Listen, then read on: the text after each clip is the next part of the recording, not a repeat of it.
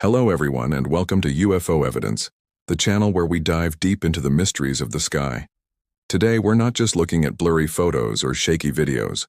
We're exploring the real official investigations into unidentified aerial phenomena, or UAPs as they're now commonly called.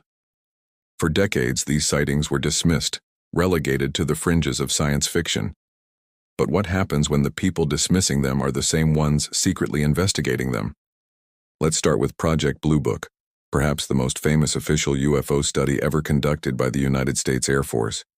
It ran from 1952 to 1969, and its stated goals were to determine if UFOs were a threat to national security and to scientifically analyze UFO-related data. Over its 17-year lifespan, Project Blue Book collected and evaluated over 12,718 UFO reports. Think about that number. More than 12,000 official reports. Now the official conclusion, as stated in the Condon report which led to the project's termination, was that there was no evidence of technological developments beyond the range of present-day science or any proof of extraterrestrial vehicles. The project concluded that most sightings were simply misidentifications of natural phenomena or conventional aircraft. But here's where it gets interesting. Of those 12,618 cases, 701 remained unidentified. That's a significant number of incidents that the best minds in the Air Force couldn't explain away. One of the most compelling cases from the Blue Book files is the Mantell incident. In 1948, Captain Thomas F. Mantell, a Kentucky Air National Guard pilot, was sent to investigate a large, metallic, and tremendous object in the sky. During his pursuit, Mantell's P-51 Mustang climbed to a high altitude, and he reported the object was still above and ahead of him. Tragically, he lost consciousness due to lack of oxygen, and his plane crashed. The Air Force's initial explanation was that he was chasing the planet Venus. Later, they revised it, suggesting he was chasing a secret skyhook balloon. But for many, the changing stories and the dramatic end to Captain Mantell's life left more questions than answers. Were they covering something up? Or was it just a tragic accident fueled by a simple misidentification? Let's jump forward a few decades. The topic of UFOs largely went underground in official circles, at least publicly. But behind the scenes, the interest never truly faded. In 2017, the world was stunned when the New York Times published a bombshell article revealing the existence of a secret Pentagon program, the Advanced Aerospace Threat Identification Program, or ATIP. This wasn't some historical project from the Cold War. This was a modern, multi-million-dollar program that ran from 2007 to 2012, and unofficially perhaps even longer. The program was headed by a military intelligence official named Luis Elizondo.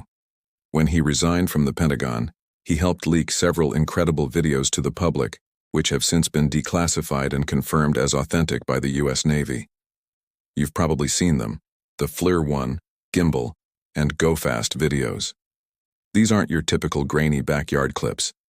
They were captured by the advanced sensor pods on FA-18 Super Hornet fighter jets. Let's break down the Gimbal video. In it, you can hear highly trained Navy pilots reacting with disbelief. They track a flying object that appears to have no wings and no visible means of propulsion. One pilot exclaims, "Look at that thing, dude," as the object rotates against the wind. The craft's movement defies our known understanding of aerodynamics. It's not just that it's fast, it's that it moves in ways that our most advanced aircraft simply cannot. Then there's the Tic Tac incident from 2004, investigated by AATIP and detailed extensively since.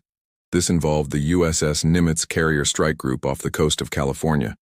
For about 2 weeks, the state-of-the-art SPY-1 radar system on the USS Princeton detected multiple anomalous aerial vehicles.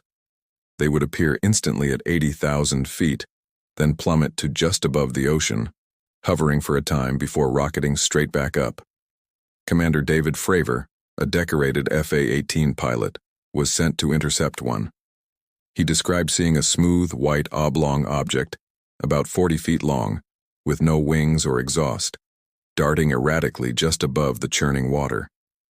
As he descended to get a closer look, the object mirrored his movement, then accelerated at a speed he described as like nothing I've ever seen. It vanished, and less than a minute later, the USS Princeton reacquired it on radar, 60 miles away.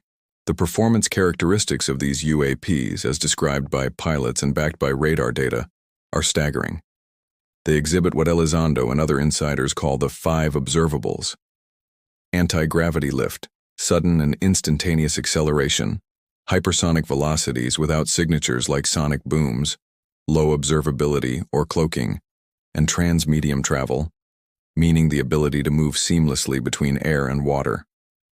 No known technology on Earth is capable of all 5 of these things. This brings us to the most recent chapter. In June 2021, the Office of the Director of National Intelligence released a preliminary assessment on UAPs. This was a landmark moment. For the first time in generations, the U.S. government openly acknowledged that these phenomena are real, that they are cited regularly by military personnel, and that they pose a potential challenge to national security. The report analyzed 144 incidents from 2004 to 2021. It concluded that the UAPs probably do represent physical objects. Of those 144 cases, only one was explained with high confidence. It was a large, deflating balloon. The other 143 remain unexplained. The report didn't scream aliens, but it did open the door to possibilities that were once unthinkable in official corridors.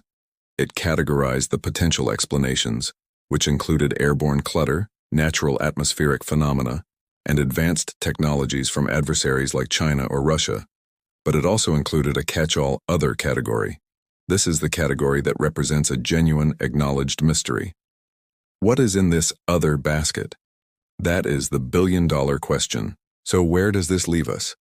We've moved from the era of Project Blue Book's dismissals to the Pentagon's quiet acknowledgments. We have credible witnesses, our best-trained military pilots. We have compelling evidence, radar data and validated videos. And we have official government reports admitting they don't know what these things are. The investigation is no longer about if they exist, but what they are. Are we looking at secret drone technology from a foreign power that has made a technological leap far beyond our own? Or are we facing something else entirely, something that could reshape our understanding of the universe and our place in it? The truth is, we're living in an unprecedented time for this field of study.